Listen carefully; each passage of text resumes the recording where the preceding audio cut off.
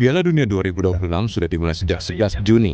Ini pertama kalinya 3 negara menjadi tuan rumah dan menampilkan 48 tim nasional. Tapi sorotan publik tak hanya di pertandingan. Sederet masalah muncul dalam persiapan pertandingan tim peserta. Yang terbaru adalah menyangkut pemain Ghana Thomas Partey. Gelandang Villarreal itu tak bisa masuk Kanada lantaran visanya ditolak pemerintah setempat. Alhasil, Partey akan absen di laga perdana melawan Panama yang berlangsung di Toronto. FIFA mengaku tak bisa berbuat apa-apa lantaran tak terlibat dalam proses imigrasi sebuah negara. Masalah visa sebelumnya juga dialami wasit asal Somalia, Omar Abdul Qadir Artan. Artan ditolak masuk Amerika Serikat setelah diperiksa 11 jam oleh petugas imigrasi. Padahal seharusnya ia menjadi wasit pertama asal Somalia yang menjadi juru pengadil Piala Dunia. Mimpi wasit terbaik Afrika ini pun sirna setelah FIFA juga tak bisa berbuat banyak dan mencoretnya dalam daftar juru pengadil lapangan Piala Dunia. Masalah lainnya menimpa timnas Inggris. Persiapan The Three Lions memulai laga Piala Dunia menemui kendala tak terduga. Barang-barang pemain seperti sepatu dirampok dalam perjalanan dari kamp latihan tim di Florida menuju markas Piala Dunia mereka di Kansas City, Amerika Serikat. Barang lain seperti bola resmi pertandingan dan perlengkapan latihan juga hilang dicuri. Insiden ini terjadi sehari sebelum sesi latihan pertama tim asuhan Thomas Tuchel di Missouri jelang laga grup L melawan Kroasia Rabu nanti. Kepolisian Kansas City mengklaim 2 tersangka telah ditahan sementara penyelidikan terus berlanjut. Yang juga jadi sorotan adalah harga tiket. Supporter memprotes harga tiket Piala Dunia yang mahal, di mana untuk fase grup dijual mulai 2,5 juta rupiah. Hampir seluruh kategori tiket pertandingan Piala Dunia dijual lebih mahal dibandingkan tiket pertandingan olahraga pada umumnya. Harga ini membuat penggemar yang semula antusias menjadi kecewa karena harga tiket yang tak terjangkau. We value the game, we value the players, we value people that make investments in those things. We absolutely understand that that's not everybody's jam. Some people have to look after the business aspect of the game.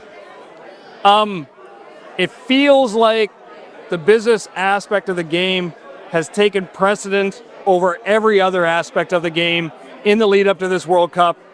And all we've heard is, this is what the market can bear, this is what the market can bear, this is what the market can bear, kind of over and over again. And it's like, the paying market is not the only aspect of this that needs to be considered. The good of the game and the players and the fan experience should also be something that gets a bit of a higher priority. Masih lebih dari sebulan Piala Dunia bakal berlangsung. FIFA pun mendapat sorotan dari otoritas hukum Amerika Serikat dan terancam penyelidikan terkait sistem penjualan tiket.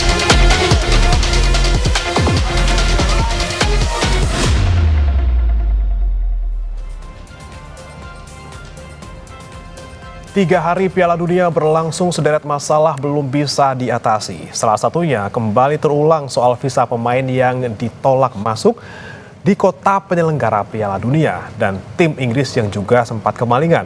Dan kita akan ulas bersama dengan pengamat sepak bola Firzi Idris dan juga WNI yang saat ini berada di Amerika Serikat, Titania Talhouk. Selamat pagi Mas Firzi, Mbak Tania.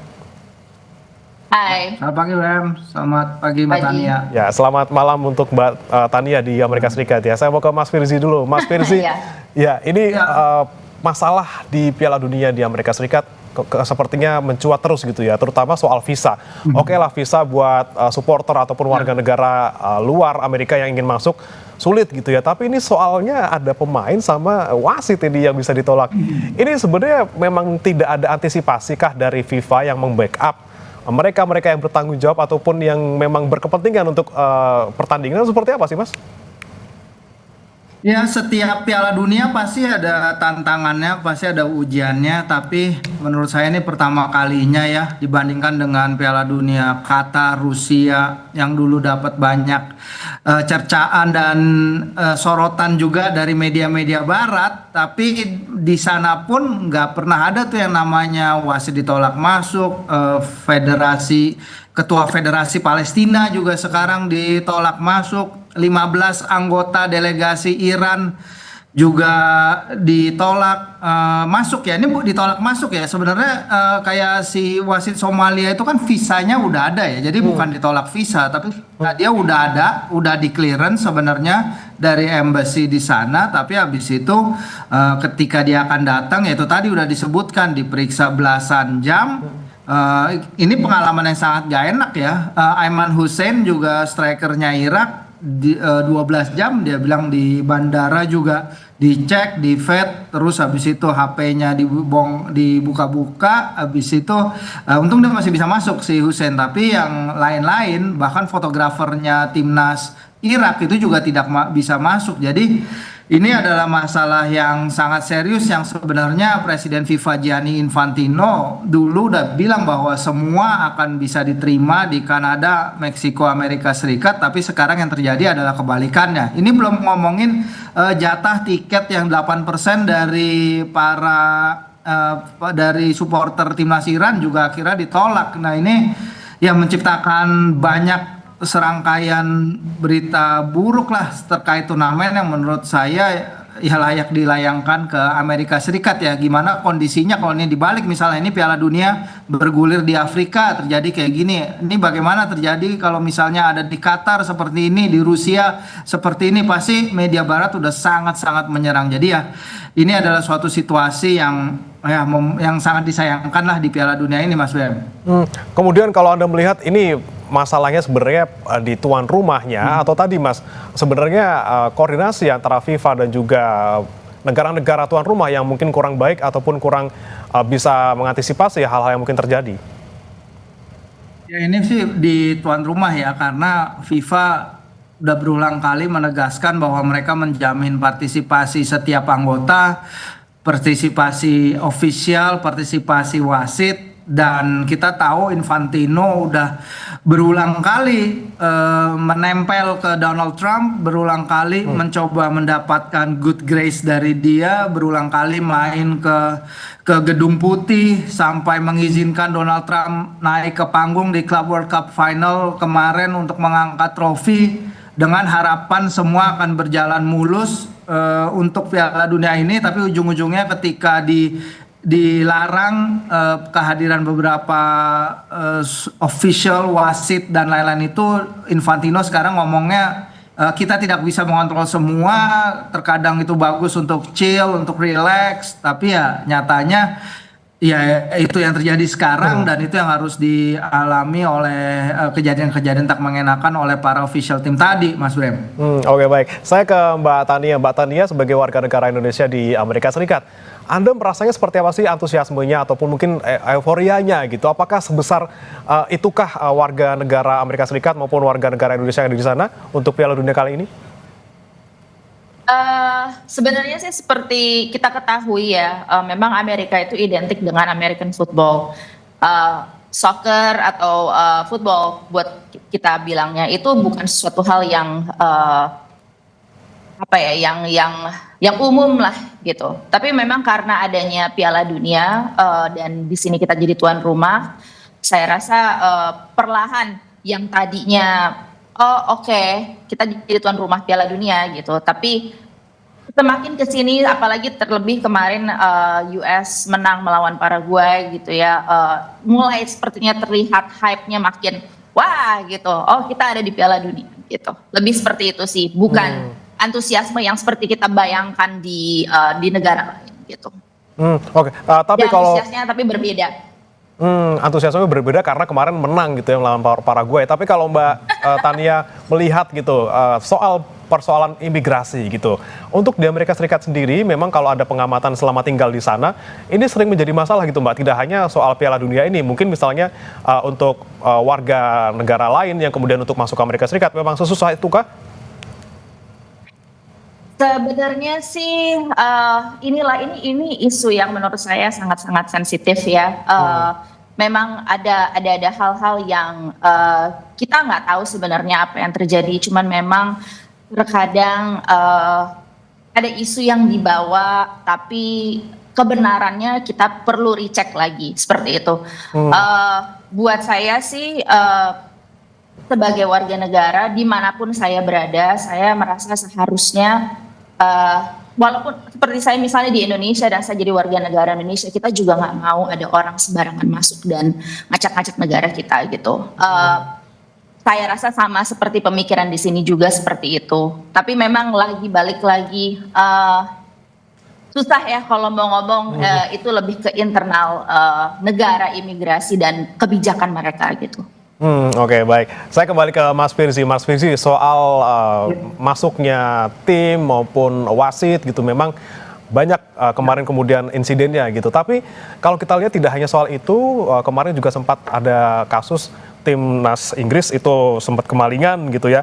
Nah, ini Anda melihat apakah mungkin kesiapan dari Amerika Serikat yang mungkin belum terlalu siap gitu untuk menyelenggarakan Piala Dunia, mungkin karena terpecah konsentrasinya dengan perang yang terjadi di Iran? Ya, itu soal safety security di sana mungkin Mbak Tania yang bisa tahu ya karena kesehariannya di sana. Cuman kalau dari pemberitaan yang ada memang kita tahu kan Department of Homeland Security itu telat nurunin dana pengamanan Piala Dunia ke negara-negara bagian gitu. Berapa ratus juta dolar tertahan hingga beberapa bulan, kayaknya hingga 100 hari sebelum turnamen itu baru turun dana pengamanannya.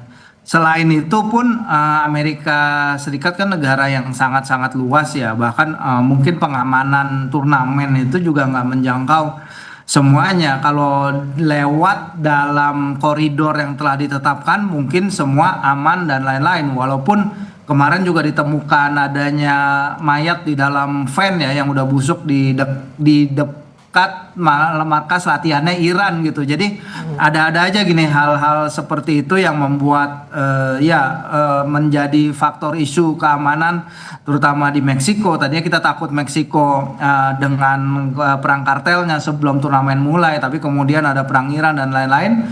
Tapi ya itulah dinamika yang seharusnya bisa diamankan oleh host nation, karena host nation itu harus menjamin keamanan dan keselamatan para partisipan gitu. Nah, kalau sepatu, bola dan lain-lain dicuri itu kan suatu hal yang sangat-sangat luar biasa ya, yang nggak pernah terjadi di Piala Dunia Afrika sekalipun gitu. Padahal di Piala Dunia Afrika pun teman saya lagi liputan di sana pernah ada perampokan di supermarket, dia ada di dalamnya gitu, tapi nggak pernah gitu ada suatu pencurian seluruh peralatan dari tim yang bertanding. Tapi mungkin kaitannya berita terbaru sih barang-barang yang hilang sudah ditemukan ya, semoga benar. Saya nanti harus cek ulang. Oke. Bukan sabotase ya. Ini yang menarik nih ya. Kemudian, tapi kalau bicara soal keamanan gitu Mbak Tania, secara umum lah di tempat tinggal Anda misalnya di Dallas gitu ya, ini seperti apa sih keamanan di sana? Apakah memang keamanan menjadi faktor yang sangat-sangat mungkin sulit gitu diperoleh oleh warga yang tinggal di sana? Jujur, saya di sini aman. Saya berasa aman. Selama saya tinggal di sini, saya pindah ke sini tahun 2020, pas COVID tuh ya. Dan tidak ada kasus-kasus yang mengerikan yang sama seperti kita di Indonesia. Nggak ada mungkin kasus ini, kasus itu, tapi saya masih ngerasa aman, nggak ada masalah apa-apa. Memang ada sedikit kekhawatiran karena kita nggak pernah tahu, kayak misalnya ada acara-acara besar seperti ini gitu kan ya, takut ada kecolongan, sesuatu kita nggak ada yang pernah tahu gitu. Itu ada, saya rasa ketakutan seperti itu ada. Bahkan sempat ada ngomong juga mungkin sama teman atau gimana gitu, aduh kalau di tempat-tempat rame gimana ya gitu. Oke, relatif aman, tapi ada kekhawatiran gitu, apalagi ada ajang yang luar biasa besar sedang berlangsung di sana. Saya kembali ke Mas Firzi. Mas Firzi, kalau kita bicara tadi soal keimigrasian, kemudian soal keamanan, tapi juga ada nih masalah lain yang mungkin membuat antusiasme warga di sana sedikit berkurang untuk ikut menonton Piala Dunia karena harga tiketnya mahal. Mas Firzi, Anda melihat ini harga tiketnya yang sekarang ada di Amerika Serikat dan juga di beberapa Piala Dunia sebelumnya seperti apa sih, Mas? Iya, ini memang suatu hal yang luar biasa juga harga tiket ya. Ini kan Piala Dunia turnamen yang diperkirakan mempunyai pemasukan total mencapai 13 miliar US atau 231 triliun. Dan ketika pertama ditunjuk sebagai tuan rumah, Amerika Serikat mengatakan bahwa harga tiket di final itu maksimum ada di 1.550 US dollar ya, yang itu adalah 27,5 juta rupiah. Tapi kalau kita lihat lagi per April 2026 harga tiket standar untuk final itu mencapai 5.700 dolar lebih, itu 102 juta. Tapi di pertengahan Mei kemarin harga tiket termahal itu berdiri di angka 586 juta rupiah ya. Satu tiket, one tiket itu 586 juta rupiah. Sebagai konteks nih, Mas Brem, terakhir kali AS menggelar Piala Dunia pada 94, itu tiket termahal adalah 475 dolar atau adjusted untuk inflasi sekitar 1070 dolar atau 20 juta rupiah. Jadi itu ada peningkatan 1000% antara terakhir kali Amerika Serikat host Piala Dunia hingga sekarang. Di Piala Dunia 2022 Qatar yang juga banyak mendapat sorotan dari negara-negara barat terkait human rights issue dan lain-lain, itu harga tiket final paling mahal adalah 1.600 US dollar atau 29 juta rupiah. Ini ada hal disparity yang sangat besar sekali ya. Ini bahkan kemarin baru tadi malam Stan Collymore, mantan striker timnas Inggris dan Liverpool, mengatakan dia beli tiket Inggris Kroasia itu 199 pound, itu dia sekitar 5 juta dan ketika itu ada orang yang bilang, lo dapat tiketnya dari mana, murah banget. Jadi bagi orang sana ya mungkin Mbak Tania bakal lebih tahu ya, ini 200 pound itu sekitar berapa sekarang, udah kursnya berapa, 5 jutaan lebih, itu masih sangat murah karena di stadion yang sama ada yang beli tiket itu 1.500 dolar untuk tiket yang paling jauh dari lapangan gitu. Jadi ini bukan lagi soal supply and demand, ini bukan lagi soal dynamic pricing, tapi ya ini siapa yang bisa bayar lebih banyak ya dia akan mengendalikan pasar. Dan terutama FIFA sendiri juga mengakomodir ini ya dengan cara mereka menjual tiket. Jadi ini benar-benar late stage capitalism at work di sana. Jadi semua harga ditentukan oleh mereka yang punya sumber dayanya. Nah, kalau menurut Mbak Tania sendiri dengan harga tiket sekian gitu, itu kalau kita bandingkan mungkin dengan kurs rupiah, dengan kemampuan daya beli masyarakat Indonesia, emang nggak ketaker gitu ya, nggak nanjak lah gitu, kita nggak akan nyampe ke sana gitu. Tapi kalau kita bandingkan dengan daya beli masyarakat yang tinggal di Amerika Serikat, dengan harga segitu, apakah worth it? Dan apakah Mbak Tania juga berpikiran, aduh mau nonton sekali-sekali gitu? Saya bicara di sini sebagai middle class ya. Saya nggak bicara sebagai yang di bawah atau yang di atas.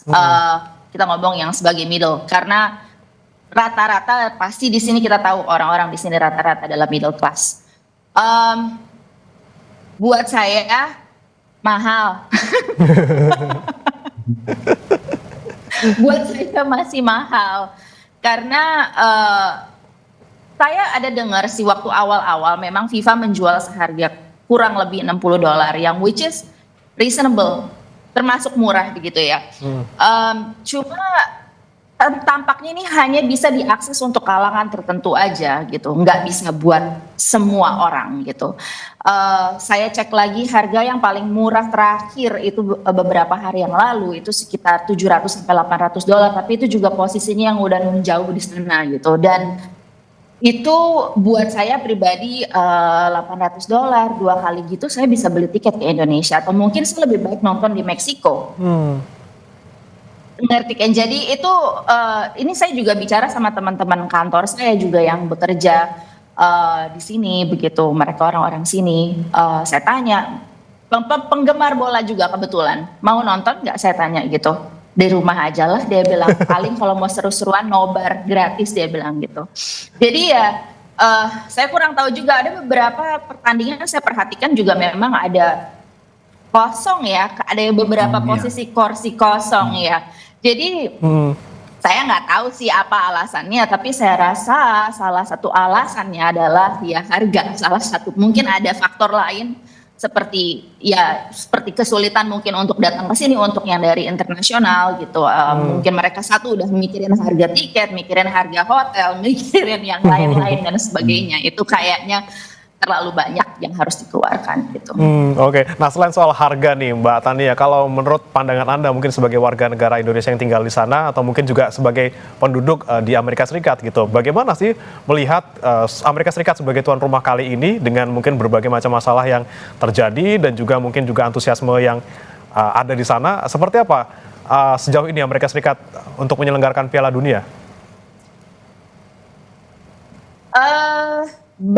Banyak isu memang saya tahu, mulai dari keamanan, mulai dari isu politiknya juga gitu kan ya.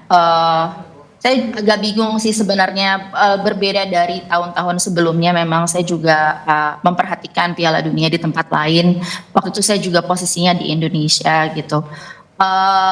Mungkin ada sesuatu yang bisa dipelajari dari sini, setelah itu saya juga nggak tahu ya. Mudah-mudahan juga Piala Dunia kali ini berjalan lancar, aman, nggak ada masalah-masalah yang mengerikan lah begitu.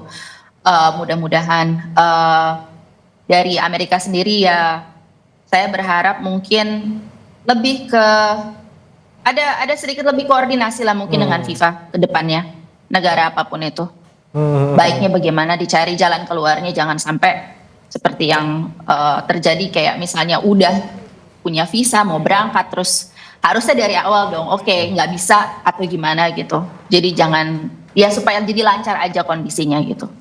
Oke, baik. Koordinasi dengan FIFA gitu ya sebagai tuan rumah. Ya. Mas Firzi, kita melihat juga mungkin penyelenggaraan Piala Dunia kali ini tidak lepas dari masalah geopolitik gitu ya. Amerika Serikat yang sebagai tuan rumah ini kemudian mempunyai konflik yang sedang berlangsung juga dengan Iran.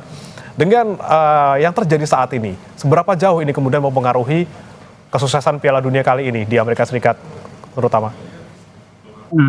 Ya kan ada dua aspek ya. Kalau aspek di luar lapangan, visa, security dan lain-lain itu kan udah kita bahas, udah banyak dibahas.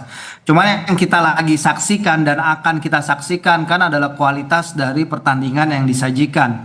Sejauh ini kualitas yang bisa disajikan emang kita nggak bisa bilang salah satu Piala Dunia terbaik ya, walaupun nggak jelek juga. Kemenangan comebacknya Korea, Meksiko akhirnya menang di laga pembuka turnamen setelah 96 tahun. Amerika Serikat yang banyak diragukan publik, ngalahin, menghancurkan dan mendominasi Paraguay. Dan terutama tadi pagi ada Brazil Maroko yang menurut saya pertandingannya akan seru. Tapi kualitas ini kan juga akan berbanding dengan lebarnya turnamen ini ya. Lagi ada misalnya kemarin di Azteca itu kan stadion terletak di atas 2000 meter di atas permukaan laut, cuaca dingin dan lain-lain, aman. Mungkin kalau main di Dallas, mungkin kalau main di Miami itu kualitasnya akan berbeda, karena tadi kita juga udah lihat tim Spanyol aja sampai harus memakai rompi es loh untuk mereka bisa latihan agar tidak kepanasan. Ini kan akan diterjemahkan ke dalam lapangan, mungkin akan kualitasnya akan berbeda dari yang permainan dilakukan di dalam kota-kota host city yang suhunya mungkin nggak terlalu panas. Jadi at the end of the day kualitas permainan mungkin akan membuat turnamen ini win or lose-nya juga ada di dalam lapangan. Terlepas kalau amit-amit ada sesuatu di luar lapangan yang sangat-sangat tidak kita inginkan ya. Tapi kalau di dalam lapangan, dan ini di luar lapangan kita lihat sebenarnya kalau mereka berkumpul, fans-fans ini luar biasa membuat suasana Piala Dunia jadi meriah sekali, terutama di Meksiko kemarin yang dapat banyak pujian. Jadi ya kita lihat seiring dengan turnamen berjalan, Mas Bram, apakah ini akan jadi turnamen yang sukses atau seperti apa, itu hanya akan dijawab dalam beberapa pekan ke depan. Oke, kita lihat beberapa pekan ke depan gitu ya. Saya kembali ke Mbak Tania. Ada yang bilang juga sebenarnya terkait dengan Piala Dunia kali ini itu tidak terlalu berimbas kepada misalnya hotel ataupun misalnya restoran gitu. Katanya sepi-sepi aja karena mungkin harga tiketnya mahal, orang mau ke Amerika Serikat juga katanya sulit karena visanya nggak diterima gitu ya. Kalau dari pandangan Anda sendiri di Dallas gitu, Mbak Tania, apakah mungkin Piala Dunia ini sudah memberikan efek yang cukup terasa di sana? Sampai sehari sebelum Piala Dunia dimulai, saya bisa melihat business as usual. Nothing is really changed, jalanan normal, biasa-biasa aja.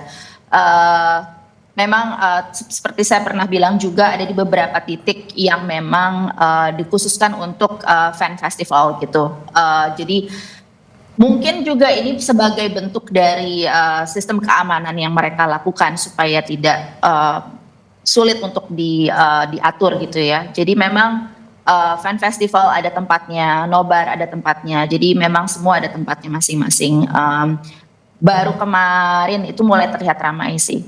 Dan besok juga akan ada pertandingan pertama untuk di Dallas, Netherlands versus Jepang. Itu akan ada parade dari Netherlands, dari Belanda untuk bawa dia punya orange bus double deckernya itu. Saya mau ke sana sih, saya pengen lihat kayak gimana. Jadi dari situ center bisa lihat gimana crowdnya. Cuma memang seperti saya bilang berbeda.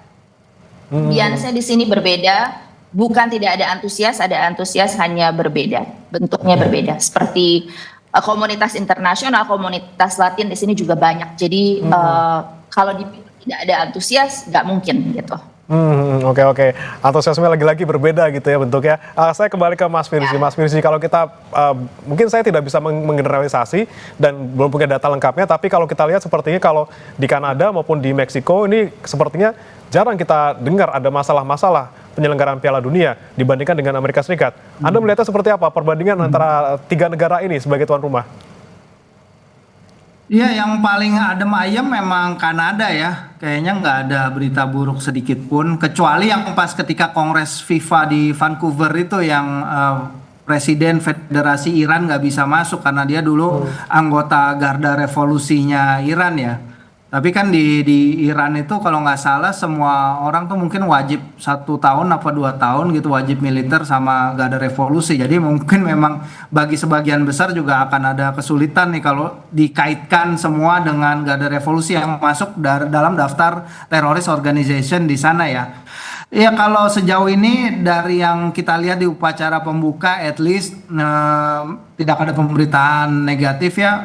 Fans Meksiko luar biasa, Azteca kemarin kita nunjukin betapa sakralnya stadion itu bagi Piala Dunia, udah 2 kali menggelar final Piala Dunia dan stadion yang sangat epic lah, sangat luar biasa, fansnya juga hebat, bahkan banyak yang menanyakan kenapa finalnya nggak di Azteca aja ketimbang di New York, New Jersey gitu, saking hebatnya. Nah, ya kita akan nunggu lagi jangan sampai ada berita-berita negatif lagi, terutama yang berkaitan dengan keselamatan dan keamanan para ini ya, bukan hanya para delegasi tapi juga para penonton gitu.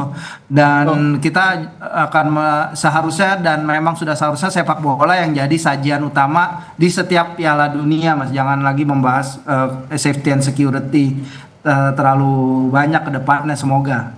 Oke. Tapi kalau kita sudah lihat gitu Mas, dari Amerika Serikat sendiri kan banyak kemudian catatannya dari beberapa hari sudah diselenggarakan Piala Dunia 2026. Kemudian jika sudah ada hal-hal seperti ini, apa yang seharusnya kemudian dilakukan oleh FIFA, terutama memastikan agar sisanya ini jangan sampai terjadi lagi? Ya ini kan berkaitan juga bukan hanya FIFA ya, tapi host country. Host country itu yang harus memberikan jaminan keamanan dan keselamatan seperti yang tadi saya bilang.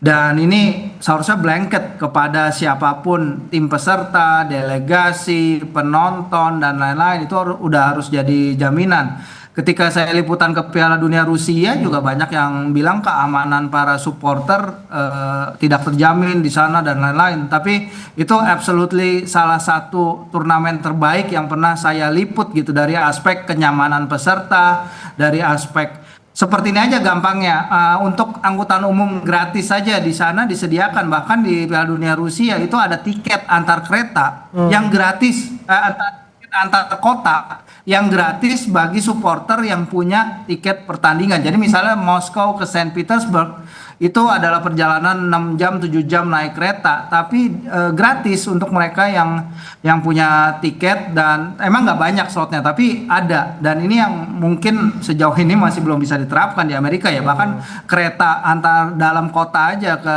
stadion New York, New Jersey dari stasiun pusatnya New York itu dikenakan biaya yang lumayan mahal. Dan ini yang kita harus lihat juga untuk kenyamanan para supporter. Kalau mereka udah berkumpul, apalagi supporter Belanda luar biasa banget, Mbak Tania nanti akan merasakan sendiri kehebatannya. Saya pernah liputan ke Euro, Piala Eropa, ketemu mereka itu salah satu one of the best supporter groups di suatu turnamen gitu. Jadi nanti akan merasakan sendiri. Dan di sinilah sebenarnya esensi Piala Dunia juga ya, menyatukan orang-orang dari berbagai negara dalam suasana yang kebersamaan, kebersaudaraan dan persahabatan gitu. Dari negara manapun bahasa kita universal, sepak bola gitu, disatukan oleh sepak bola. Jadi harapannya ke depan akan bisa terus seperti itu sih di Amerika Serikat, Kanada dan Meksiko. Oke, tidak hanya pendukung-pendukungnya gitu ya, misalnya transportasi, kemudian keamanan, tapi juga tadi yang pertama, masalah utamanya, pemain sama wasitnya harus bisa masuk dulu dengan mudah gitu ya, sebelum kita mikirin yang hal-hal di samping itu. Terakhir saya mau ke Mbak Tania, jelang pertandingan Jepang melawan Belanda, kalau tidak salah ya, di Dallas ini seperti apa saat ini kondisinya, Mbak? Hari ini saya belum keluar rumah, masih baru bangun, terus dari pagi kebetulan nontonin bola, nontonin yang terakhir, nonton Brasil lawan Maroko. Jadi belum keluar, saya belum tahu. Tapi besok rencananya pagi-pagi saya mau ke sana, mau lihat bagaimana kondisi di sana. Sedikit mungkin 1 jam lebih awal sampai sana karena saya nggak tahu apa yang bakal terjadi, apakah macet atau mungkin susah dapat parkir, nggak ada yang tahu juga. Jadi ya belum tahu sih, kalau hari ini saya nggak keluar rumah jadi nggak tahu. Oke, yang jelas kita harapkan gitu ya, oke beberapa hari ini banyak catatan, tapi semoga sisanya sampai nanti final bisa diperbaiki gitu, terutama untuk tuan rumah Amerika Serikat bisa memastikan bagaimana semuanya, baik faktor-faktor utama maupun pendukungnya ini bisa disiapkan dengan baik supaya ya Piala Dunia kali ini juga bisa berjalan dengan baik sampai nanti final. Terima kasih Mas Firzi Idris, pengamat sepak bola, dan juga Mbak Titania Talhuk, warga negara Indonesia di Amerika Serikat, sudah bergabung di Sapa Indonesia Pagi. Selamat pagi waktu Indonesia. Selamat pagi. Ya, selamat pagi.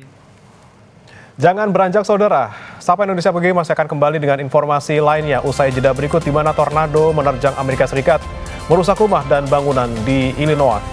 Pohon tumbang dan jaringan listrik putus menyebabkan ratusan ribu pelanggan di Illinois dan Indiana kehilangan pasokan listrik.